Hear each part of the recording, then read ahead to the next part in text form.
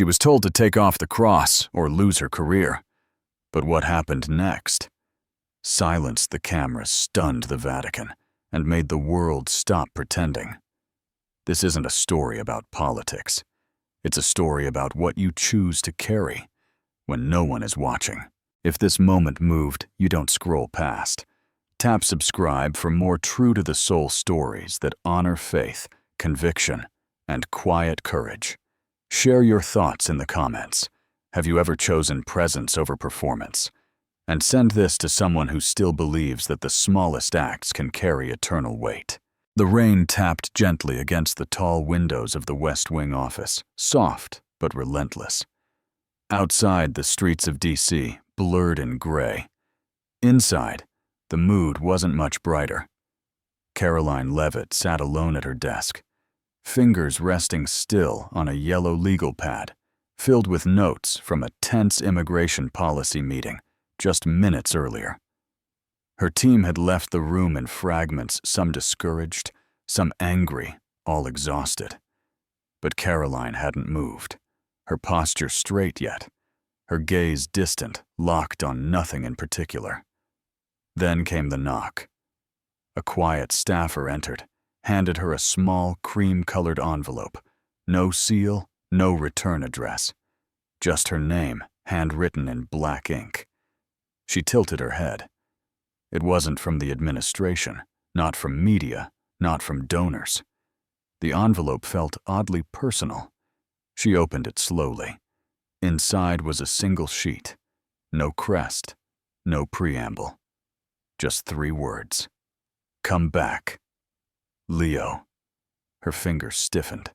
Her eyes scanned the words again, then again. Leo. There was only one man who signed like that. Pope Leo XIV.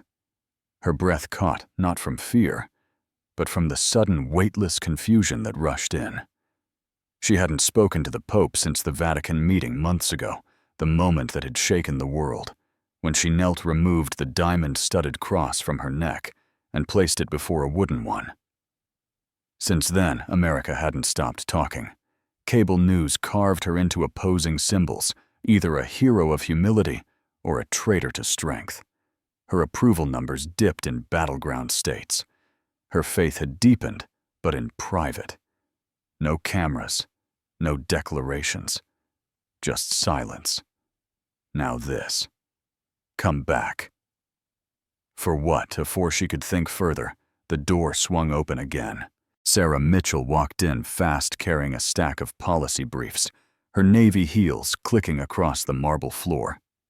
Immigration panel moved to Friday, Sarah said without looking up. We're prepping a counter-brief on it. She stopped when she saw Karoline's expression. What is it? Karoline held up the note. Sarah took it, scanned it once, twice. Her jaw tensed.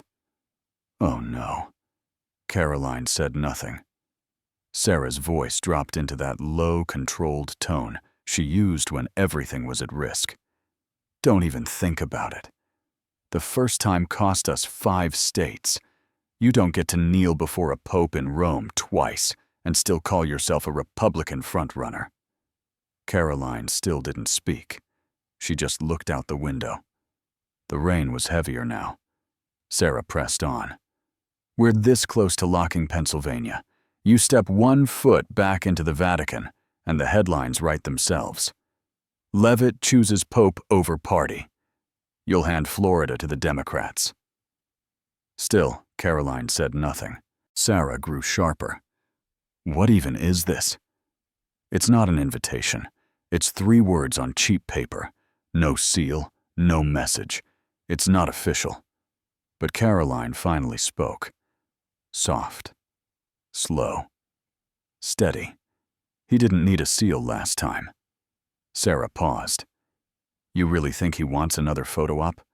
No press this time. No cameras. You're not building a moment. You're walking into one blind. Karoline stood, walked to the window. She wasn't looking at the rain anymore. She wasn't seeing the traffic or the flashing lights below. She was seeing something older, something quieter. A memory, maybe. a promise she hadn't kept. "I don't think this is about them," she said. "Not the press, not the voters, not even the church." Sarah crossed her arms. "Then who's it for?" Karoline didn't answer right away. "Then, maybe it's for me." The room went quiet. Sarah shook her head exhausted, muttering, "You don't have time for spiritual detours." But Karoline wasn't listening anymore. Her mind was already moving elsewhere, across oceans, across expectations. Something in her had been pulled by those 3 words. Not out of obligation, not even out of fear, but out of an ache. A silent ache for something left unresolved. A conversation unfinished. She reached for the note again, folded it carefully, and placed it inside her jacket pocket. Sarah watched her eyes narrow. "This isn't strategy." Karoline turned to her, finally meeting her gaze. "I know." Her tone wasn't defiant. It wasn't dramatic. It was just real. And that made Sarah stop short. She knew that voice. It wasn't Karoline, the press secretary. It wasn't the debater, the campaigner, the fighter. It was the girl from New Hampshire who used to kneel next to her grandfather at church on Sunday mornings.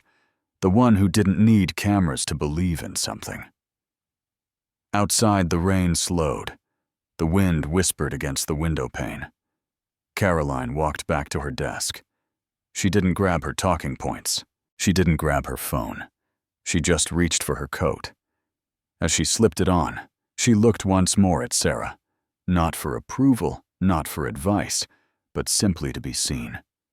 This time, Karoline said softly, "I'm not going for them, and I'm not going for me either. I think I'm going because I need to listen." Sarah didn't follow her. She didn't argue. She just watched the door close gently behind her. And somewhere in a quiet chapel, thousands of miles away, a man in a black cassock sat alone. No pen, no speech, just waiting.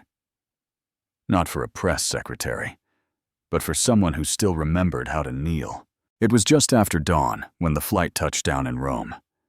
The clouds over Fiumicino parted only slightly, letting in a pale sliver of gold.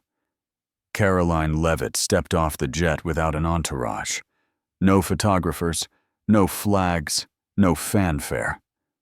Only the quiet shuffle of black leather shoes on stone, and a Vatican aide in plain gray leading her into a car with no insignia. The drive through the cobbled roads of Vatican City was quiet, quieter than she remembered. The last time she'd come, it had been historic cameras flashing press teams, waiting in hushed reverence, and a world watching as the youngest White House press secretary removed her glittering cross at the command of a pope. This time, there was no stage. Just the silence of marble corridors and a weight in her chest that had nothing to do with politics. They didn't take her to St. Peter's Square. No balcony, no basilica. Just a side hallway with candlelight flickering against ancient stone. The aide paused at a modest wooden door near the side of a chapel and gestured without speaking. She stepped in. The room was smaller than she expected. No gold, no frescoes. Just a simple oak table, 2 chairs, and a faint scent of old wax. The window had no glass, just carved slats letting in the morning air. The only sound was the wind weaving through the stone. Pope Leo XIV was already seated. He wore the same black cassock as before, his silver hair swept gently back. But this time, there was no altar behind him, no wooden cross, no audience, just a worn leather-bound notebook in his hand and a single envelope on the table in front of him. He did not stand. He did not smile. He did not speak. Instead, he reached forward slowly and slid the sealed envelope across the table toward her. His eyes never left the pages of his notebook. Karoline stood motionless for a moment, unsure of what to say, or if she was even meant to say anything at all. She took the envelope. It was sealed with dark wax, no emblem, no title. Just her name, handwritten in familiar ink. She broke the seal and opened it.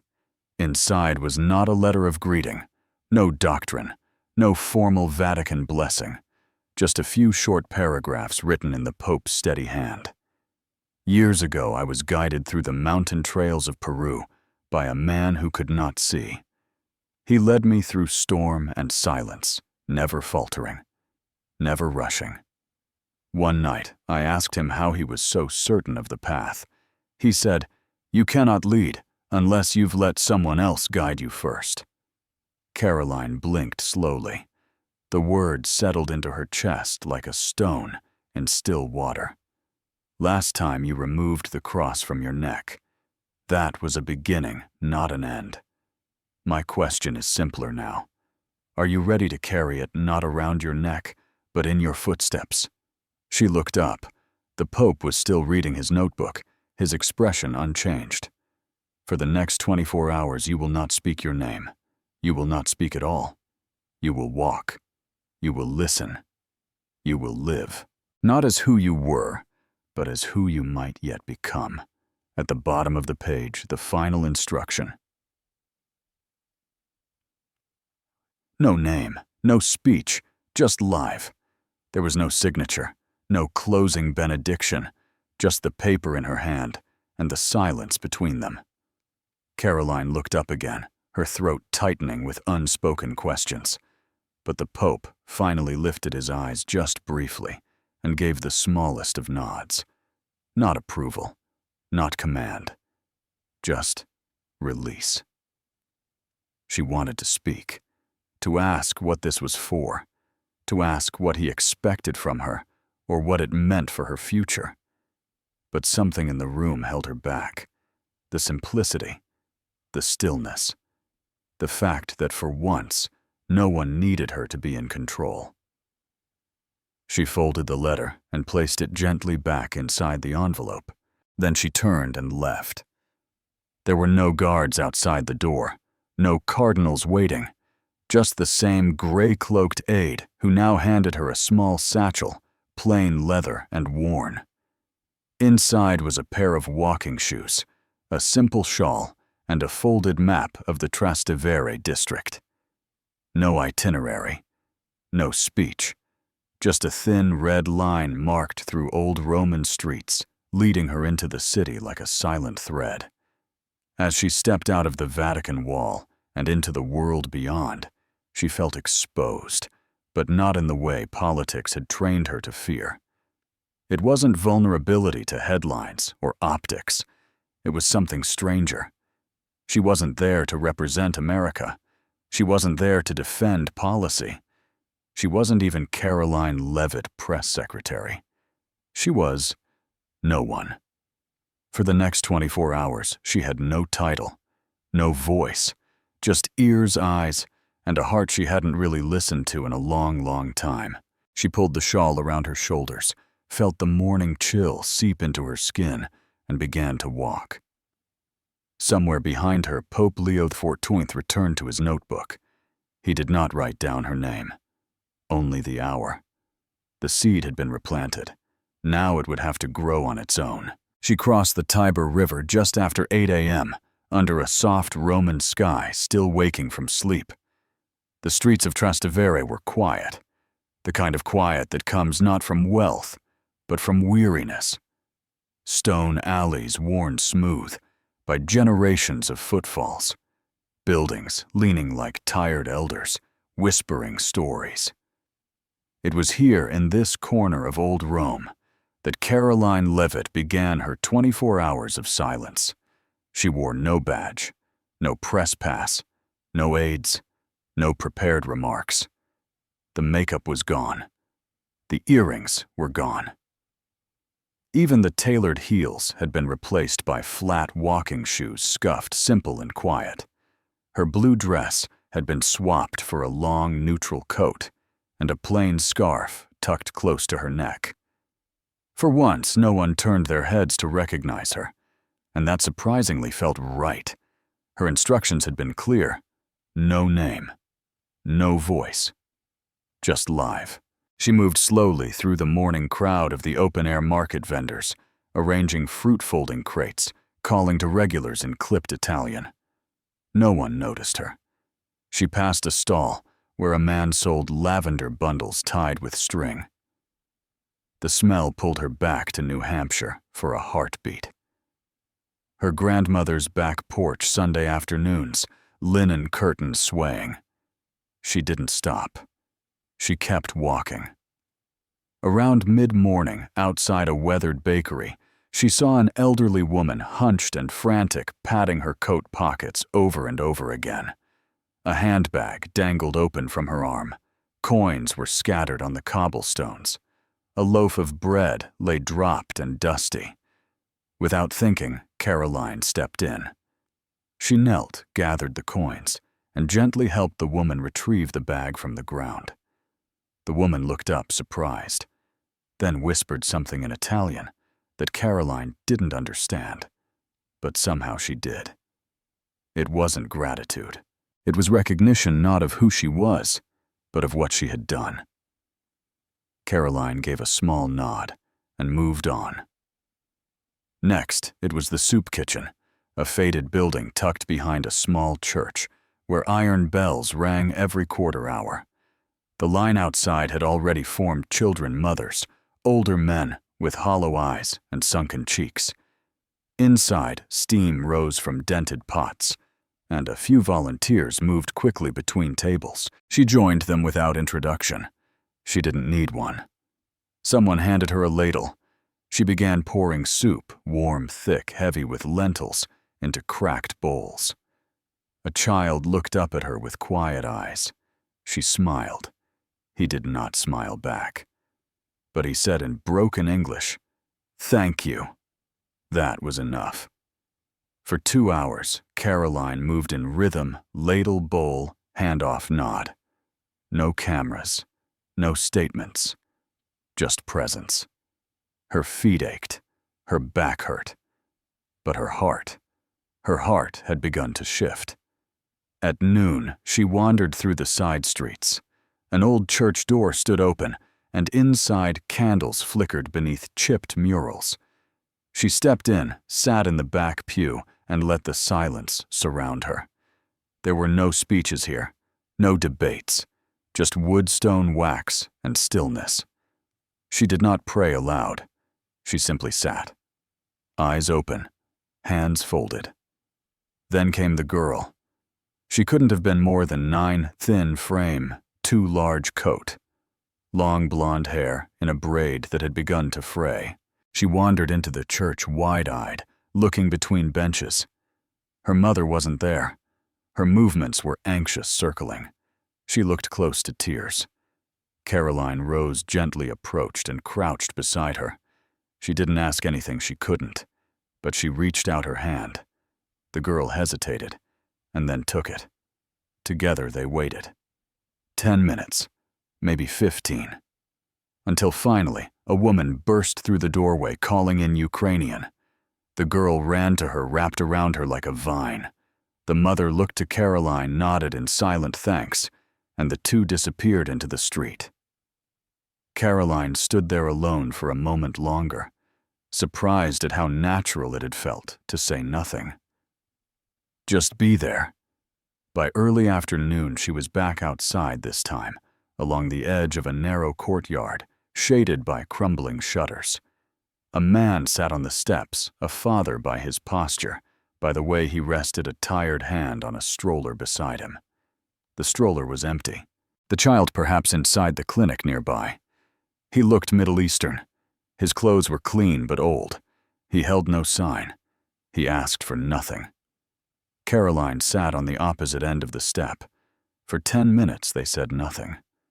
Then softly he said, "Syria, Aleppo." She turned toward him. He continued, "My wife, she did not make it. My son is sick." Karoline felt her throat tighten. "I know you are American," he added quietly, almost apologetically. But I don't need policy. I just needed someone to sit here." She lowered her head, nodded once, and remained seated. That was enough for him. That was all he needed. The sun was beginning to dip low by the time she made her way toward the far end of the district.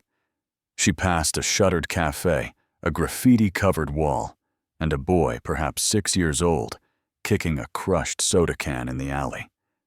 He looked up curious, then ran over to her. In his small, dirt-smudged hand, he held something a broken rosary. The beads worn one side snapped, the cross chipped. He handed it to her without a word. She crouched, took it gently, unsure how to respond. Then he said softly in Italian-accented English, "Mama says, broken beads mean God listens closer." Karoline froze.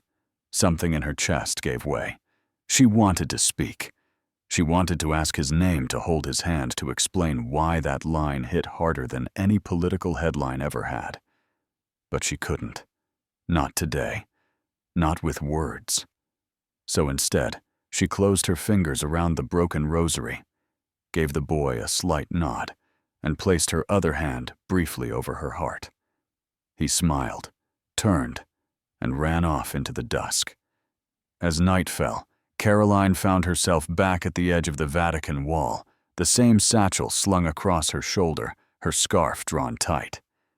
She looked older somehow, not in face, but in spirit, as if the hours in Trastevere had worn away something and revealed something else. She hadn't solved poverty. She hadn't debated policy. She hadn't changed the world. But for the first time in a long time, she had been in it. Not behind a podium, not above it, not in front of cameras. Just there. Feet on cobblestone, hands in soup, eyes meeting eyes, and a broken rosary in her pocket reminding her that sometimes the most important things don't need to shine to be heard. Sometimes they just need to break. The streets of Trastevere had long emptied when Karoline Leavitt returned to the Vatican gates. Rome was cloaked in the blue stillness of night. No more voices, no more movement, only the distant toll of a church bell somewhere beyond the Tiber. The satchel on her shoulder was lighter than when she began her walk. Yet her spirit carried more weight than ever. She was led not through the grand corridors of St. Peter's, not toward the gilded halls, where centuries of power had walked, but to a side entrance, simple, worn, nearly forgotten. A narrow door opened into a chapel that seemed untouched by time. The kind of place where dust was allowed to settle, where silence had a voice of its own. The old stone room was lit by a handful of candles. No chandeliers, no carvings, just wax wood and air heavy with quiet. At the front of the chapel stood a small altar draped in linen. Atop it, the wooden cross, the same one Pope Leo had once asked her to kneel before. Next to it, an empty space, a space waiting for something or someone. She reached into her coat pocket and pulled out the broken rosary the little boy had given her hours earlier. The beads, cracked and worn, still carried the warmth of that moment. She walked forward slowly, and without hesitation placed it next to the wooden cross. It made no sound, but the gesture itself felt louder than 1,000 speeches. She didn't turn around, but she sensed him there. Pope Leo XIV was already inside. Sitting quietly on the bench just off to the side of the altar, dressed in his simple black cassock. No gold thread, no mitre, no pomp. Only the quiet authority of someone who knew that some of the holiest things happened away from cameras. He didn't rise. He didn't speak. He simply watched. Karoline stood there for a moment, her hands clasped. Then her knees gave way, not from weakness, but from something deeper. She knelt just as she had months before, but this time there were no flashes, no headlines, no podium to step down from. This time it was not an act of surrender to an institution, It was a confession of the soul, and the words came, quiet at first, then steady. Not scripted, not careful. Just true. I spent my whole career trying to be seen, trying to be heard. Every speech, every campaign, stop, every policy draft. All of it was about being strong, being right, being enough. Her voice broke. She lowered her eyes, swallowed hard. But somewhere along the way, I started confusing recognition with purpose. I thought if I was honored, I had value. If I was defended, I was right. But after everything today, after the market, the kitchen, the church, I realized something terrifying. She paused, her voice now barely above a whisper. None of that ever made me feel whole. She didn't cry out loud. She didn't collapse. The tears came quietly sliding down her face like the candle wax down the altar, slow, steady, final. Not like grief, more like release. From the corner of the chapel, Cardinal Lorenzo Bianchi stood silently. His figure barely moved. He held a small notebook and a pen. He did not interrupt. He did not approach. He simply wrote. Not as a recorder of scandal or protocol, but as a witness, one entrusted to keep the sacred unseen. And then, Pope Leo moved. He stood not quickly, not dramatically, but with the patience of a man who had carried grief through jungle villages and joy through empty cathedrals. He approached the altar. His eyes lingered on the broken rosary. He reached out his hand and gently laid it over the beads. Then he spoke softly. Brokenness does not make you weak, Karoline. He looked down at her, not with pity, not with pride, but with knowing. It makes you real. She exhaled sharply, like air being released from a place long hidden. He knelt beside her. Two people on cold stone. No robes, no ceremony, just flesh, faith, and silence. For a moment, no one spoke. The candles flickered. The wooden cross stood still, humble in its presence. And in that silence, something shifted. Not in Rome, not in politics, but inside a young woman who had spent her life being taught that strength meant standing tall. And now she was learning sometimes, strength begins when you kneel. Pope Leo didn't need to say more. He stood once again, placed the beads carefully, so they rested at the foot of the cross, and then stepped back. Karoline remained there, kneeling, her shoulders still, but her spirit moving like a tide changing beneath the surface. Cardinal Bianchi, still in the shadows, looked up from his writing. He closed the notebook gently. He didn't need to write more. He understood what had happened. This wasn't a photo. It wasn't a moment for the press. This was a turning, a quiet turning of the soul, and the world would never know the exact hour it happened. But heaven would. By the following morning, Vatican sunlight poured softly through high-arched windows into a small, quiet room just off the main corridor, a place not meant for cameras, not built for grandeur. No crucifix gleamed. No marble podium towered. This wasn't a hall of pronouncements. It was a room made for listening. And this time, Karoline Leavitt wasn't there to speak. The Vatican had arranged a gathering unlike any she'd ever been part of. No press passes, no live feeds, no headlines waiting in the wings. Just 8 chairs arranged in a loose circle, simple wooden scuffed at the legs. And seated in them, the kinds of voices politicians hear about, but rarely hear from. Karoline entered last, guided by a quiet aide, who gave no introduction. She wore the same simple coat from the day before the rosary beads given to her by the boy in Trastevere, now resting silently in her pocket. No badge, no speech, no script. She didn't take the center. She didn't stand. She simply sat one chair among equals. Across from her sat a woman from war-torn Ukraine, her shawl-faded eyes rimmed with sleepless nights.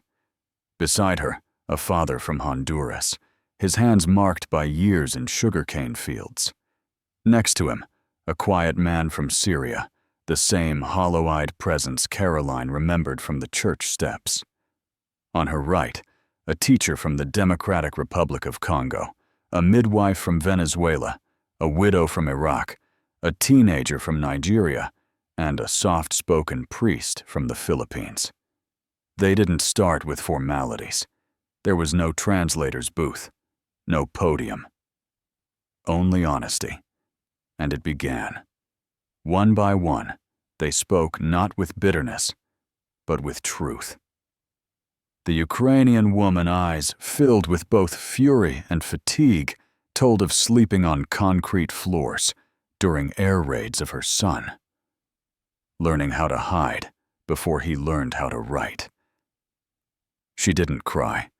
She had cried too much already.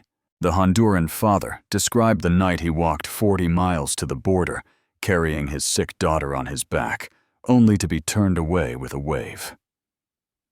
The Nigerian teenager, barely 17, shared how he taught himself English using old textbooks in a refugee center, how he still dreams of building houses, not escaping them.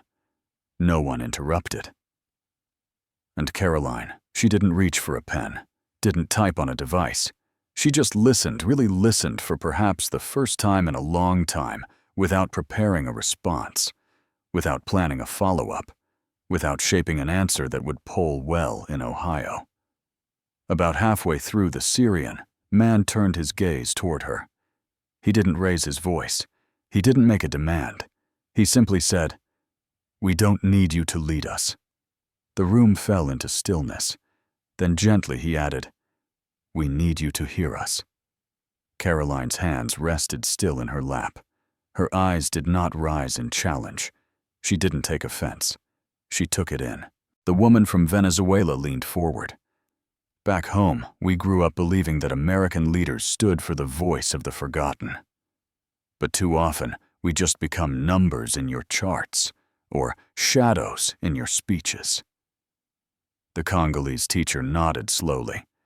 When you lead from the stage, she said, you see the crowd. But when you sit down, you finally see faces. And still Karoline said nothing. Not yet. This wasn't about her. This wasn't about defending herself. It was about receiving what others had carried for far too long. When the last story ended, the room grew quiet. No one moved. It wasn't uncomfortable. It was sacred, like something old had been named, and something new was waiting to be born. Finally, Karoline looked up. She didn't clear her throat. She didn't preface her words. She just said, "The first time I came to the Vatican, I took off the cross I wore on my neck." Her voice didn't tremble. It didn't project. It landed quietly firm but soft. Back then, I thought that was an act of humility. But now, I understand I was only setting it down. She paused. No one interrupted. Today, I think I'm learning how to actually carry it. And for the first time in the entire meeting, she bowed her head, not because protocol asked her to, but because her heart did. She didn't ask for applause. She didn't ask for forgiveness. She simply sat with the weight of it all and let it be what it was. Truth. In that moment, the circle didn't feel like a meeting. It felt like something older, something deeper, a place where hierarchy faded and humanity took its place. Not a summit, not a negotiation, but communion. Outside the Vatican remained as it always had, timeless, dignified watching. Inside, however, one woman once known for her precision behind a podium, for her bulletproof phrasing, for her polished responses, had just begun to learn a different language. The language of silence, the grammar of presence, the power of listening. No headlines captured what happened in that room. No press conference summarized it. But in the hearts of those who sat with her that morning, something shifted. They didn't walk out trusting her political party.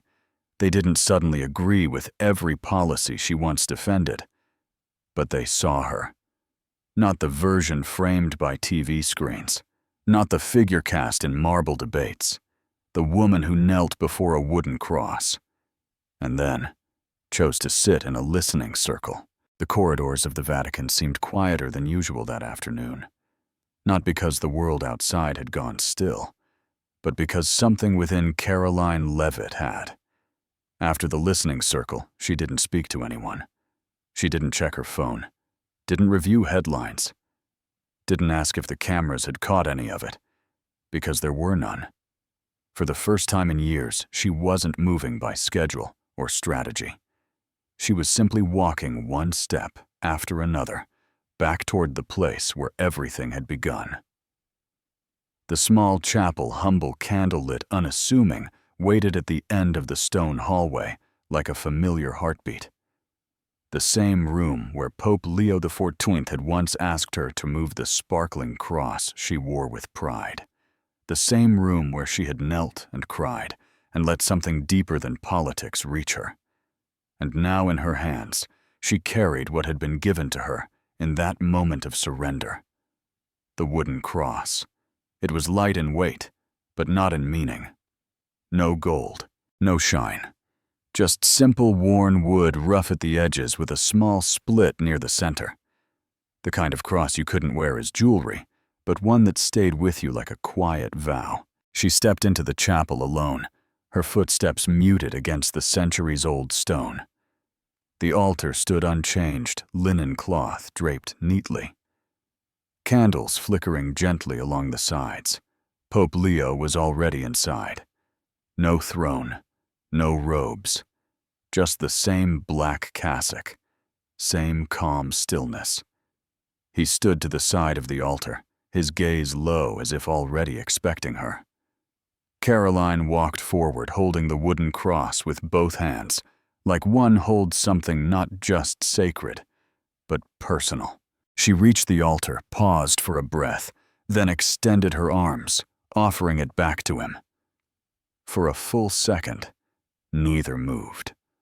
Then Pope Leo slowly lifted his eyes to hers, and with the smallest motion, a subtle wave of his hand, followed by a gentle shake of his head, he refused.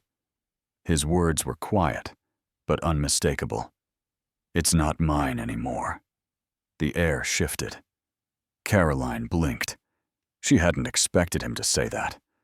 Part of her had come here to return it with respect, thinking perhaps it had served its purpose, that the moment had passed, and the cross could go back where it belonged.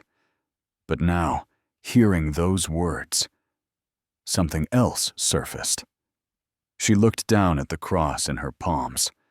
Slowly, almost unconsciously, she tightened her grip. Not protectively, but reverently. Her fingers curled around the edges, not out of fear, but with clarity. The cross was hers now. Not to wear, not to display, but to carry. And this time, she didn't tremble. Her face, once polished and deliberate, now looked steady. No defiance, no hesitation, just a quiet knowing. The kind that settles into a person after they've walked among the wounded, listened to stories of loss, and found their own heart reflected in strangers. She didn't say a word. She didn't need to. Her silence spoke more than speeches ever had. And Pope Leo, he understood. He stepped back, letting her stand at the altar alone, not abandoned, but entrusted. He watched her not as a pontiff observing a politician, but as a man who had once walked through Peruvian villages barefoot, witnessing suffering, and now saw that same understanding dawning in someone else's eyes. At the far end of the hallway, just outside the chapel, Sarah Mitchell stood. She hadn't meant to be there. The Vatican aide had quietly directed her that way, sensing she might want to see. And now she watched everything Karoline. The cross, the silent exchange, and said nothing. Her hands held a manila folder filled with press statements and polling updates, but she didn't look at them. She didn't even blink. Because what she saw wasn't politics anymore. It was a moment she could never script. Sarah's eyes welled with tears, not from sadness, not even from relief, but from something deeper recognition. The girl she had fought for in press briefings, the one she had protected in headlines and spin cycles, had changed. And not because a consultant told her to, not because a poll demanded it, but because she had chosen it. Freely, quietly, fully. Back in the chapel, Karoline stepped away from the altar, still holding the wooden cross, now close to her chest. Not clutched, not clinging, but steady, like something that had found its home. As she turned to leave, her eyes briefly met Pope Leo's one last time. No words, just a shared silence between two souls who understood the weight of what wasn't said. She stepped into the hallway. Sarah instinctively straightened up but said nothing. Karoline didn't smile. She didn't nod. She just walked past, calm, clear, and new. And the wooden cross remained in her hands, not as a reminder of what she had laid down, but of what she had picked up. The road ahead wasn't mapped. But for the first time, Karoline wasn't leading by position. She was leading by presence, and that made all the difference. The hum of the city had long faded. Outside her Washington apartment, the world slept. Cars parked, streetlights buzzing faintly, the Potomac flowing steadily like a memory that didn't need to speak to be felt. It was nearly 2:00 a.m. Rain tapped gently against the tall windows. The glow of the desk lamp was the only light left in the room. Karoline Leavitt sat in silence. The chaos of press briefings, policy memos, and social media storms felt like another lifetime. Tonight, the only noise came from the scratching of her pen and the soft rhythm of her breath. Before her lay no speech drafts, no campaign plans, no talking points, just a blank page. And beside that page, carefully placed like anchors to her soul, were three things: a small wooden cross, a broken rosary, and a faded black and white photo of her grandfather kneeling beside a kitchen altar decades ago, hands clasped in prayer. She hadn't looked at that photo in years, but tonight it wasn't nostalgia that brought it out. It was remembrance. Remembrance of what mattered before the microphones, before the platform, before the weight of expectation turned conviction into strategy. She picked up her pen, not like a leader crafting a message to the public, but like a granddaughter writing something she needed to hear herself say. No one else would see this letter. She wasn't writing it for a headline. She wasn't even writing it for forgiveness. She was writing it for clarity. "I used to lead to be seen," she wrote. "But now, I want to lead so that others can be seen." She paused, reading the sentence aloud under her breath. It was the first time she'd said it that way. The truth in the line struck her not with drama, but with peace. It was a confession and a resolution all in one. She had gone to the Vatican with a question she hadn't dared ask out loud. Who am I when I'm not speaking? Now she had her answer, not in doctrine, not in applause, but in a quiet chapel, a Syrian father's eyes, a child's broken beads, a pope who refused to reclaim a cross. Her fingers grazed the edge of that cross, now simple, worn, and wholly hers. And then she kept writing. I no longer fear breaking, because it was in that brokenness that I finally touched grace. The tears didn't come all at once. They didn't pour out dramatically. They came slowly, gently, like truth returning to a place it once knew. She wiped her cheek, smiled faintly. Not the polished smile of the press room, a different one. The kind that comes when something clicks inside the heart, and suddenly you're no longer afraid of who you were. The kind of smile her grandfather used to wear when he prayed with cracked hands over a chipped dinner table and still gave thanks. She folded the letter neatly. No signature, no envelope. It wasn't meant to be sent. It was meant to stay. She slid it under the edge of the wooden cross and let her hand rest on top for a moment. No cameras, no crowd. But somehow it felt like the most public thing she'd ever done. Not because others would read it, but because she had finally let herself read it. She leaned back in the chair, exhaled slowly. The Washington skyline outside still blinked in scattered yellow and red, the monuments she had once tried so hard to shape, now seeming less like goals and more like guardrails. Her phone buzzed once on the table, an alert about the morning briefing schedule. She silenced it without looking. There would be time for schedules tomorrow. But tonight, just this once, there was space for something sacred stillness, presence, and a different kind of leadership, the kind that begins not with answers, but with listening, not with defending, but with laying something down. Behind her, a clock ticked quietly, and in front of her, the letter remained, a quiet covenant not with the public, but with herself. The camera fades in not to Washington, but to Rome.